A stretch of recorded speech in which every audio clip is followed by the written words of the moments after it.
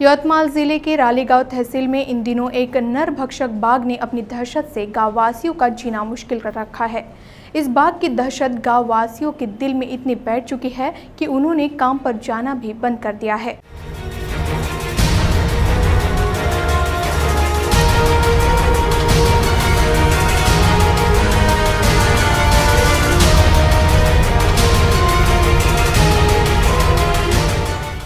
Railway से बड़ी संख्या में शराब की तस्करी का खुलासा हुआ है। रेलवे सुरक्षा बल और राज्य उत्पादन शुल्क विभाग ने रविवार और सोमवार को विभिन्न गाड़ियों और परिसर में छापे मारे। कार्रवाई के दौरान 3 आरोपी पकड़े गए। लावारिस बैग से शराब की बड़ी खेप भी बरामद की गई।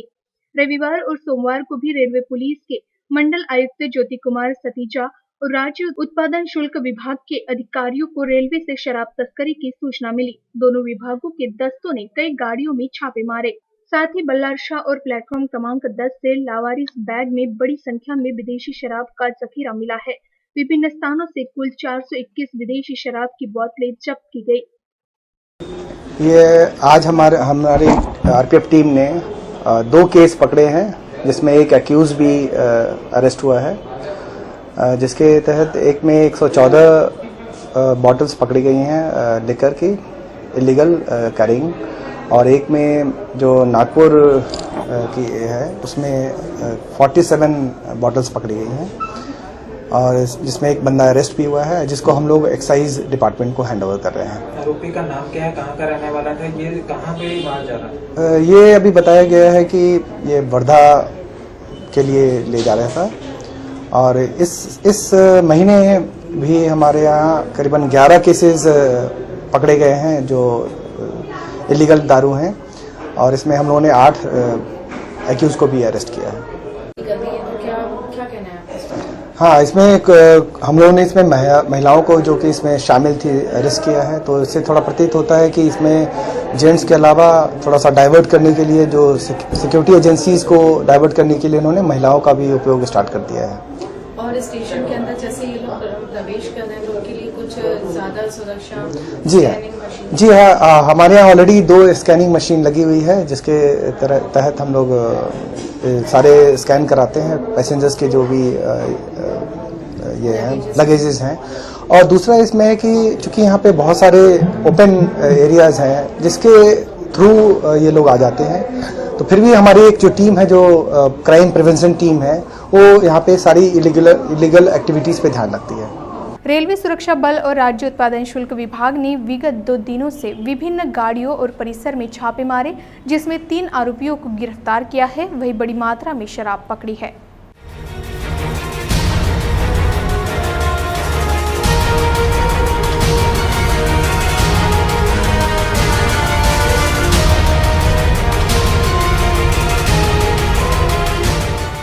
यवतमाल जिले के रालीगांव अंतर्गत आने वाले सभी गांववासी इन दिनों दहशत के साये में जी रहे हैं, और यह दहशत किसी और की नहीं बल्कि जंगल के राजा बाघ की है, जो कि अब नरभक्षक बन चुका है और आसपास के गांववासियों को अपना शिकार बना रहा है। इस बाघ की दहशत का अंदाजा आप इसी बात से लगा सकते हैं कि कोई भी गांववासी अपने खेत में काम करने की हिम्मत नहीं जुटा पा रहा है। वहीं अब तक इस बाघ ने 3 लोगों को अपना शिकार बनाया है, तो वहीं कई जानवर भी इसका निवाला बन चुके हैं। वन विभाग ने बताया कि वह इस बाघ को पकड़ने की पूरी कोशिश कर रहे हैं, और उसे पकड़ने के लिए जगह जगह पिंजरे भी लगाए गए हैं, और जल्द ही उसे पकड़ लिया जाएगा, ऐसा विश्वास भी जताया है। तर या भागामध्ये आहे, त्यामुळे आतापर्यंत नरभक्ष वाघांनी 3 पुरुषांचा जीव घेतलेला आहे। मग एक बोराटी, दुसरं खैरगाव कासार आणि तिसरं कोल्हापूर, या तिन्ही यांना शासनाच्या वतीनं त्यांना आर्थिक सहकार्य केलेलं आहे। परंतु या नरभक्ष वाघाचा प्रतिबंध करण्याच्या अनुषंगाने काल मी DFO दुर्गे यांच्याशी चर्चा केली। त्यांनी मला सांगितलं की एकूण 40 कॅमेरे लावलेले आहे आणि 2 ठिकाणी पिंजरे लावलेले आहे। आपण कुठल्याही परिस्थितीमध्ये 12 तारखेपर्यंत जर तो नरभक्ष वाघ जर मिळाला नाही, तर दिनांक 12 तारखेला कुठल्याही परिस्थितीत या परिसरामध्ये फिरणारा नरभक्ष वाघ आहे किल अँड शूटची परवानगी मागण्यासाठी प्रस्ताव दाखल केलेला आहे। हा प्रस्ताव सन्माननीय मंत्री महोदयाकडे गेल्यानंतर तो वाघ किल करण्याची परवानगी मागण्यासाठी मी तत्परतेने प्रयत्न करत राहील। आता आमचं म्हणणं असं आहे सरकारकडं का त्या वाघाची दहशत आहे आम्हाला, जंगलामध्ये ढोरं आमचे जनावरही खाऊन राहिला, माणसंही मारून राहिला. आतापर्यंत 2-3 माणसं मारले त्यांनी. आणि जंगलात जायची, शेतात जायची भीती वाटते. शेतामध्ये मजूर सुद्धा कामाला येत नाही. रात्रीच्या वेळेस झोप लागत नाही. आम्ही नुसतंच त्याला पाहत राहतो. म्हणजे आता गावातून जावं का नाही व शेतामध्ये हा प्रश्न आम्हाला येऊन पडला साहेब. वाघाच्या दहशतीमुळे शेतीवर जाण्याची म्हणजे भीती तयार झाली. एकोप्यानं जावं लागते कामावर. वावरात जाण्यास भीती म्हणजे वावरात जाण्यास लोक तयार नाही आहे. आणि बऱ्याचशा गोष्टीची अशी म्हणजे दहशत तयार झालेली आहे. कुठंच कोणतेच कामं करण्यास तयार नाही. लोकांचं म्हणणं असं आहे की आम्हाला संरक्षण मिळावं बा. वन विभागाकडे अशी मागणी आहे की त्यांना स्टाफ वाढवून आमच्या जे जंगलालगत कास्तकार असले आहे त्यांना थोडीफार मदत करणं आणि संरक्षणाच्या बाबतीत सहकार्य करणं, वाघाचा बंदोबस्त करणं. चंद्रपुर के स्वीकार मतिमंद स्कूल के छात्रों ने भी इस दफा गणेश उत्सव में धूम मचाई। साथ ही इस दौरान इन छात्रों का उत्साह देखने लायक था। विधिवत तरीके से बाप्पा की पूजा करने के पश्चात पूरा वातावरण भक्तिमय हो गया था।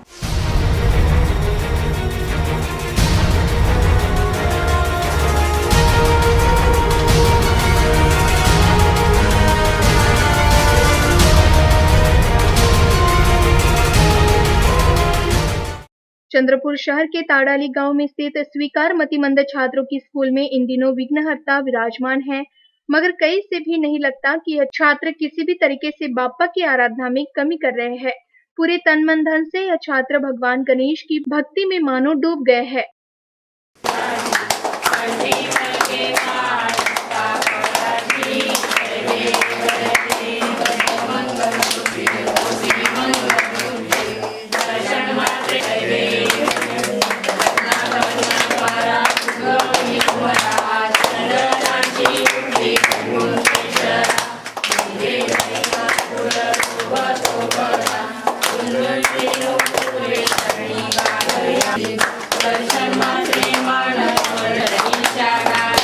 इन छात्रों को प्रथा परंपरा से अवगत कराने के उद्देश्य से यह पूरा आयोजन किया गया है, ऐसा मत आयोजक जितेंद्र जोशी ने रखा है।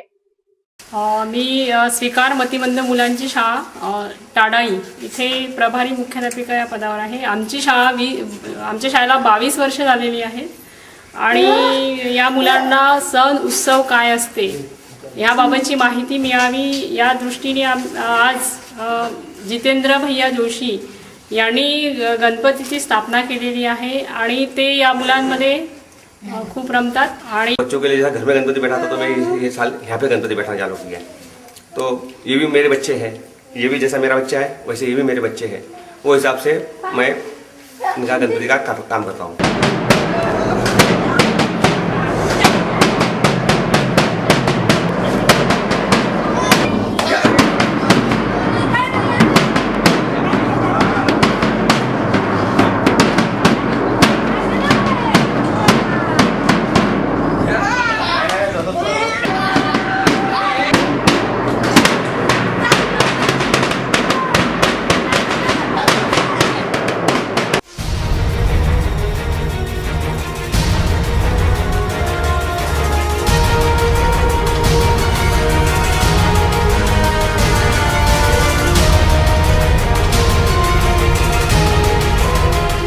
चंद्रपुर जिले के वरोरा अंतर्गत आने वाले सरकारी अस्पताल में कुछ दिनों पूर्व एक मरीज को सांप काटने के बावजूद भी अस्पताल के डॉक्टरों ने इलाज करने के बजाय झाड़ फूक किया था। इस वजह से मरीज को अपनी जान गंवानी पड़ी थी, जिसके बाद सोमवार को जिले के सर्पमित्रों ने स्वयं को चप्पल मारकर इस घटना का विरोध किया।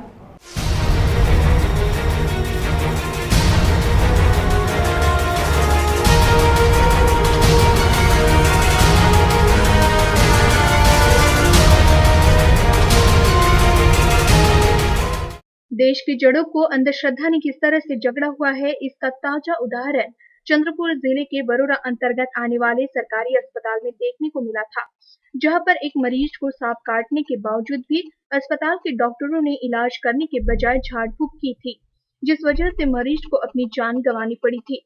जिसके बाद सोमवार को जिले के सर्पमित्रों ने स्वयं को चप्पल मारकर इस घटना का विरोध करने की जानकारी सामने आई है। साथ ही प्रदर्शन कर रहे सर्प मित्रों ने कहा है कि यह पूरी घटना देश की प्रतिमा को मलिन करने वाली है। साथ ही उन्होंने मांग की है कि दोषियों पर जल्द से जल्द कार्रवाई हो। हॉस्पिटलमध्ये म्हणजे ज्या आरोग्य व्यवस्थेला आपल्या देशातील नागरिकांना आरोग्य सुविधा पुरवून त्यांना व्यवस्थित करायचं आहे, आरोग्य त्यांचं सदृढ करायचं आहे, त्या आरोग्य व्यवस्थेचा त्या हॉस्पिटलमध्येच त्यांच्यावर तेथील कर्मचाऱ्यांकडून मंत्रोपचार करण्यात आला।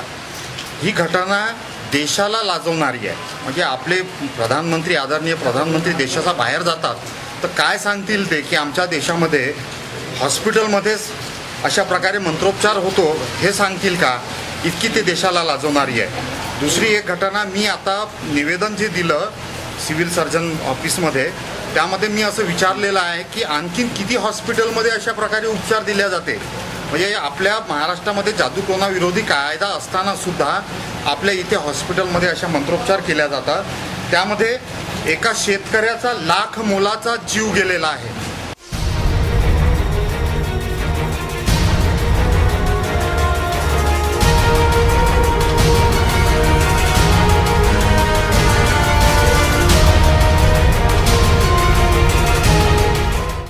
प्रतिवर्ष की तरह इस बार भी भास्कर परिवार की ओर से मंगलवार को गणेश टेकड़ी मंदिर में 1101 किलो का महालड्डू विघ्नहर्ता को अर्पण किया गया।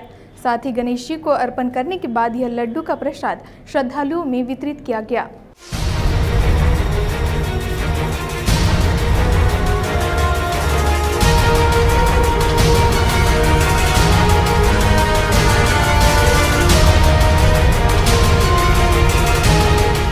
प्रतिवर्ष की तरह इस बार भी भास्कर परिवार की ओर से मंगलवार को गणेश टेकड़ी मंदिर में 1101 किलो का महालड्डू विघ्नहर्ता को अर्पण किया गया। साथ ही गणेश जी को अर्पण करने के बाद यह लड्डू का प्रसाद श्रद्धालुओं में वितरित किया गया। भास्कर परिवार समूह की ओर से यह महाभोग अर्पण करने का 14वां वर्ष है। साथ ही इस महालड्डू को बनाने के लिए 8 सितंबर से करीब 25 कारीगरों की टीम जुटी हुई थी। यह लड्डू करीब 5 फीट ऊंचा और 4 फीट चौड़ा है और इस लड्डू को बनाने में करीब 350 किलो बेसन, 400 किलो शक्कर समेत कई सामग्री लगी है।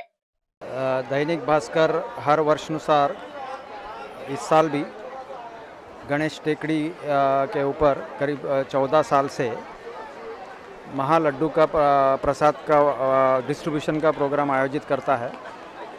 हम लोग इस प्रोग्राम में नागपुर शहर से आजू बाजू के सभी परिसर से करीब 25 से 30 हज़ार लोग प्रसाद का ये लाभ लेते हैं और ये आयोजन करीब 2003 से प्रतिवर्ष के अनुसार चल रहा है।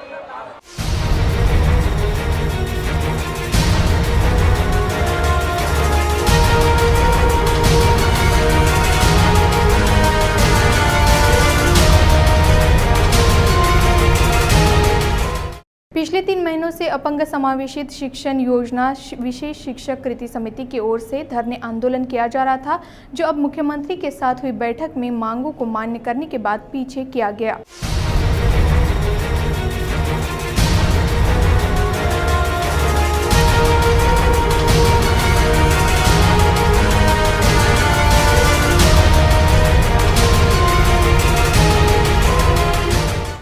जून से नागपुर, मुंबई और अमरावती में अपंग समावेशित शिक्षण योजना विशेष शिक्षण कृति समिति की ओर से राज्यव्यापी बेमुदत धरने आंदोलन किया जा रहा था, जो अपंग समावेशित विशेष शिक्षक में समायोजन और बकाया वेतन इन प्रश्नों को लेकर किया जा रहा था। आज इस आंदोलन को पूरे 91 दिन हो गए हैं। रविवार को रामगिरी में हुई बैठक में मुख्यमंत्री देवेंद्र फडणवीस ने शिक्षकों की इन मांगों को मान्य कर शिक्षण विभाग को औरंगाबाद न्यायालय के आदेशों का पालन करने के आदेश दिए और शिक्षकों को अपना आंदोलन पीछे लेने की गुजारिश मुख्यमंत्री की ओर से की गई। अपनी मांगों को पूरा करने का आश्वासन और इस पर दिए गए आदेशों को देखते हुए अपंग समावेशित शिक्षण योजना विशेष शिक्षक कृति समिति के अध्यक्ष नागो गानार इन्होंने अपने आंदोलन को स्थगिति दी है। अपंग समावेशित शिक्षण योजना माध्यमिक स्तर में जो कार्यरत शिक्षक थे 1185 और 72 परिचर, इनकी सेवा शासन ने समाप्त कर दी थी। उसके खिलाफ ये आंदोलन हमने शुरू किए 15 जून 2016 से। आज का 91वां दिन है। सम्माननीय मुख्यमंत्री अपने देवेंद्र जी फडणवीस, इन्होंने हमें चर्चा के लिए बुलाया और उन्होंने जो आदेश दिया उस आदेश में हमारा समाधान हुआ, इसलिए इस आंदोलन को तत्पूर्वता स्थगित हम कर रहे हैं।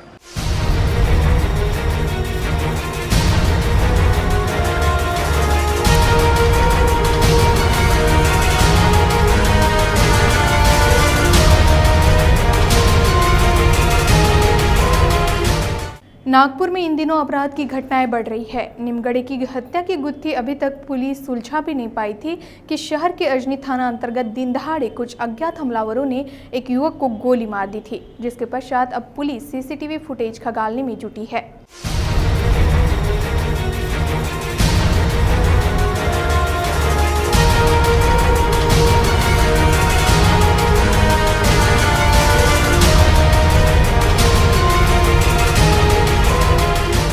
नागपुर में जिस तरह से पुलिस ने मकोका समेत कई धाराएं लगाकर शहर में बढ़ते अपराध का ग्राफ नीचे कर दिया था, वहीं दूसरी ओर अब कुछ ऐसी घटनाएं हुई है जिस वजह से फिर से पुलिस की कार्यप्रणाली पर प्रश्न चिन्ह उपस्थित हो गया है। सोमवार को अजनी पुलिस थाना अंतर्गत दिन दहाड़े कुछ अज्ञात हमलावरों ने जमीन के विवादों को लेकर एक व्यक्ति पर गोली दाग दी थी, जिसके बाद पुलिस अब हमलावरों को पकड़ने के लिए सीसीटीवी का सहारा ले रही है। सीसीटीवी में हमलावर साफ तौर पर दिख रहे हैं, जिसके आधार पर पुलिस अपनी जांच आगे बढ़ाएगी। काल दुपारी अजनी पोलीस स्टेशनच्या हद्दीमध्ये घटना घडलेली आहे, ज्यांच्यामध्ये यासीन कुरैशी यांच्यावर फायरिंग झालेली आहे आणि त्यांचे अजून पुढील तपास चालू आहे। अजूनही केस ते डिटेक्ट झालेला नाही, परंतु यांच्यामध्ये सीसीटीव्ही फुटेज वगैरे प्राप्त झालेले आहे। त्यांच्यामध्ये असा 4 संशयित लोक आणि 2 गाडी असा दिसून येत आहे। तर त्याबद्दलची माहिती आम्ही आता काढत आहोत की हे माणूस कोण आहे आणि त्यांचे कसून शोध चालू आहे। या गुन्हा उघडकीस करण्यासाठी क्राईम ब्रांचचे 5 पथक आणि झोन 4चे 5 पथक असं 10 पथक या कामामध्ये लागलेले आहे आणि यांच्याशी निगडीत जितके दृष्टिकोन किंवा अँगल होऊ शकतो ते सर्वांवर तपास चालू आहे।